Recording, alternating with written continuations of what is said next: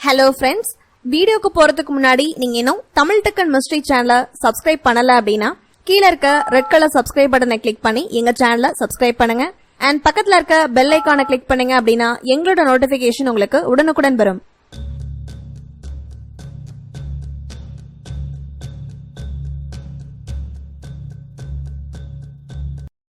திருவண்ணாமலை மாவட்டம் கந்தவாசலை அடுத்த படைவீடு அருகே ராமநாதபுரம் கிராமத்தைச் சேர்ந்தவர் ஹரிகிருஷ்ணன், அரசு பள்ளி ஆசிரியர். இவரது மகன் தனநாராயணன் 10ஆம் வகுப்பு வரை படித்துள்ளார். 10ஆம் வகுப்பில் 465 மதிப்பெண் எடுத்துள்ளார். தனநாராயணனுக்கு வலிப்பு நோய் பிரச்சனை இருப்பதால் மேற்கொண்டு படிப்பை தொடர்வதில் சிக்கல் ஏற்பட்டுள்ளதாக தெரிகிறது.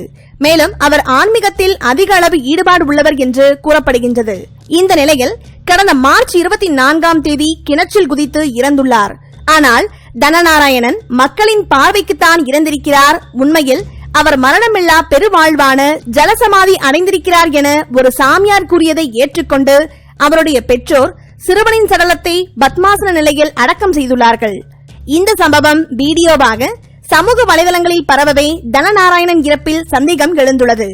இதனால் மாவட்ட ஆட்சியர் கந்தசாமியின் உத்தரவின் பேரில் 1 மாதத்திற்கு பிறகு அந்த சிறுவனின் உடலை தோண்டி பிரேத பரிசோதனை செய்யப்பட்டது. மேலும் இந்த சம்பவம் குறித்து இந்த சிறுவனின் தந்தை ஹரிகிருஷ்ணன் கூறுகையில், என் மகன் ஆன்மீகத்தில் அதிக ஈடுபாடு கொண்டவர். அவர் படிப்பதற்கு விருப்பம் இல்லை என்றும் தன்னை சிவானந்த பரமஹம்சர் பழனியிடம் சிஷ்யனாக சேர்க்கும்படியும் என்னிடம் கூறினார். அதனால் என் மகனை அந்த சாமியாரிடம் அழைத்து சென்று உபதேசம் வாங்கி கொடுத்தோம். அன்றில் இருந்து தனநாராயணன் முழுமையாக ஆன்மீகத்தில் ஈடுபட்டு சாமியார் ஆவதற்கான பயிற்சியை செய்து வந்தார்.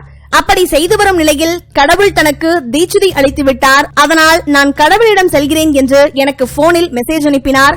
அதற்கு பிறகு அவர் கிருஷ்ணரிடம் தீட்சிதை பெறுவது போன்று ஒரு ஓவியத்தை வரைந்து வைத்துவிட்டு வீட்டுக்கு அருகில் இருக்கும் கிணற்றில் விழுந்து விட்டார். உடனே நாங்கள் தீயணைப்பு துறைக்கும் 108 ஆம்புலன்ஸுக்கும் தகவல் கொடுத்தோம். அவர்கள் வந்து மீட்டபோது என் மகன் இறந்துவிட்டதாக சொன்னார்கள்.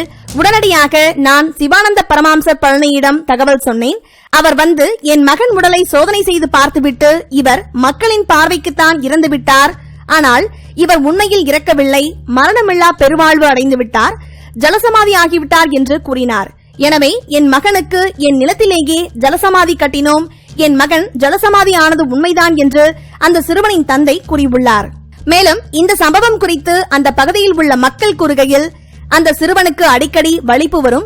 அதற்காக அவர்கள் பல டாக்டரிடம் கூட்டிக் கொண்டு போய் ட்ரீட்மெண்ட் எடுத்தார்கள். ஆனால் அவனுக்கு அது சரியாகவில்லை. அந்த வேதனையில் கூட அவன் கிணற்றில் குதித்து தற்கொலை செய்து கொண்டிருக்கலாம். ஆனால் அவரது குடும்பத்தினர் இப்படி சொல்வது ஏன் என்று புரியவில்லை. பழனி என்ற அந்த சாமியார் இவர்களது குடும்பத்திற்கு நெருக்கமானவர். அவர்தான் இவர்களை மிஸ்மரிசம் செய்துள்ளார் என்று அந்த மக்கள் கூறியுள்ளார்கள்.